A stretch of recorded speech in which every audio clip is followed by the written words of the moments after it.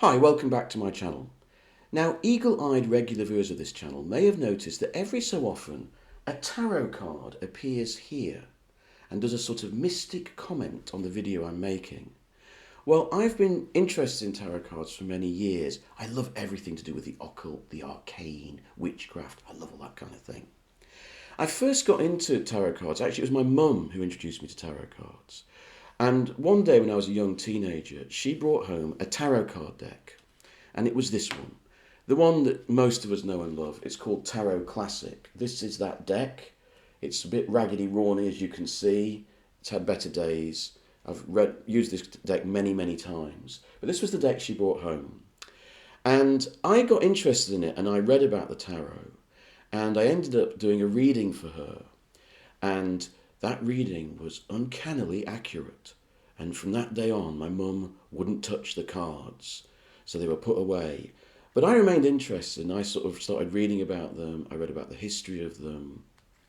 Tarot is often equated in horror movies with, telling the future and, the arcane and the devil and all that.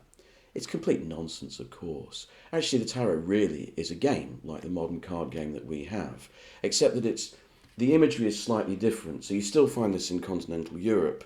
So that instead of the suits that we're used to, you get bastos instead of clubs, espadas, swords, spades, copas, or hearts, and oros, or diamonds. So it's kind of basically the same, but that's what you'll find in continental Europe in places like Spain and Portugal. So it was a game. I also think there's some credence. Some historians have said about tarot that, back in the medieval times, most people were illiterate. Only the aristocracy, really, and people in the church read books and so on. So most people were illiterate, so they understood their faith through pictures. That's why if you went into a church, you'd see all sorts of pictures and symbols that told you about your faith. And in a way, tarot, particularly in its major arcana, they're the 22 main picture cards. Death, the Hanged Man, the Tower, the World, the Sun. It's kind of picking up on that idea of telling people what's going on through pictures because they didn't have words, they didn't have language, right? So in this tarot classic, you have these very iconic images. The Hanged Man, the Tower. Look how awful that is. Nothing good's coming out of that. And of course, death. When I first came across these images and I loved them, I thought they were ancient. I thought they were from the 1500s or 1600s. Actually, they're from woodcuts made by a Frenchman in the 1850s. And that's how incredibly burned into our psyche they've become, an incredible success. And they're still, I think, some of the best major arcana cards out there. But when I got into tarot, I came across this deck, the Mythic Tarot deck. And this was the deck that I started to do readings with. When I moved to London, my girlfriend at the time, she bought me this. It's a little wicker basket, and then you open it up, and look, there's a little cobra. Isn't that nice? Like a snake charmer. And I went to Camden Market, and I put that down on the step in front of me, and then I sat there and advertised myself as a tarot card reader. I made all of £5. I had one customer all day, so I didn't do it again. But this was the deck I used. Now, the reason why I use this deck, and I really recommend this deck to anyone starting out with tarot and trying to learn how to read the cards, is because every single card has a picture. So, for example, on the classic deck, only the major arcana has pictures. Like the 1, 2, 3 of swords, the 1, 2, 3 of cups don't have pictures, right? This has a picture for every single card. And each picture is based on the Greek myths. And it makes them very easy to read.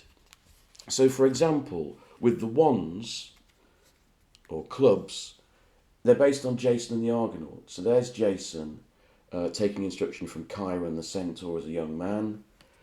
And then there's him discovering the Golden Fleece. So it tells the various stages of his journey, his successes, his failures. The cups is Eros and Psyche. So there's the Three of Cups when they first fall in love with each other. There's her devilish sisters telling her bad things and making her doubt herself. then eventually they're united in love and married. So that's the cups tells you all the various stages of a love affair using the story of Eros and Psyche. With the pentacles, it's Daedalus, and there he is beginning his workshop. Now the workshop is continuing and becoming successful. Look, he's starting to gain money at the bottom there. And then with the Ten of Pentacles, he's got worldly wealth, he's got a family. You know, that's the card of being, you know, you've got your house and everything sorted, stability and security. And then with the swords, it's the poor old story of Orestes, who had a tough time. His mother killed his father, then he had to go and take revenge. The swords are they're the suit of intellectual and mental strife and argument and discussion and debate. So there's the swords is full of sort of tense cards with full of, anguish and confrontations. And that's him travelling away from that and starting again. I also like these cards, the Mythic Tarot, because the 12 royal cards, so the Knight, the Queen and the King, all show that they're part of the zodiac, right? So here, the King of Pentacles is Aries. You can see the little goat in the back. He's got little goat's heads on his throne. The Knight of Wands is clearly Sagittarius.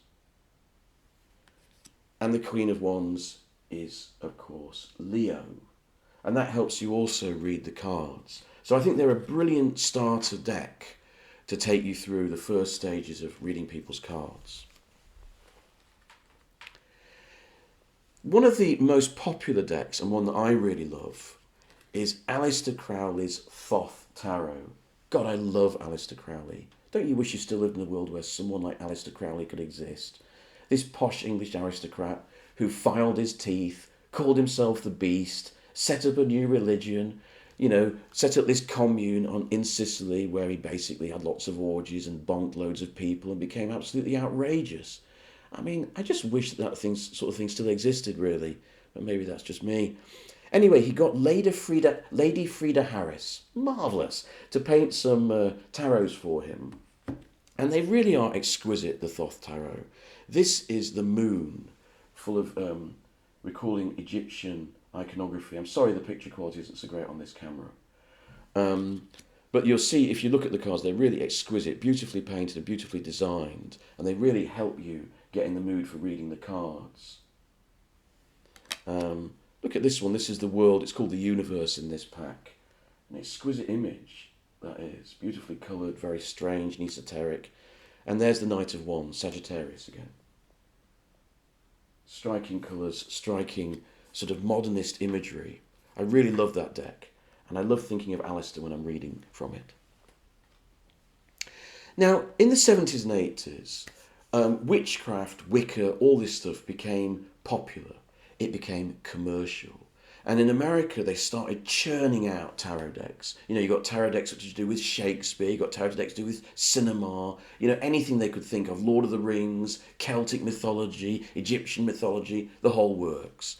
Here's two of my personal favourites. Most of them are quite poor because they're concentrating a lot on just providing nice pictures that don't really give you the proper meaning of the cards. I think these two do. I think these two, they marry the idea of the cards, their theme, plus the actual meaning of the cards quite well.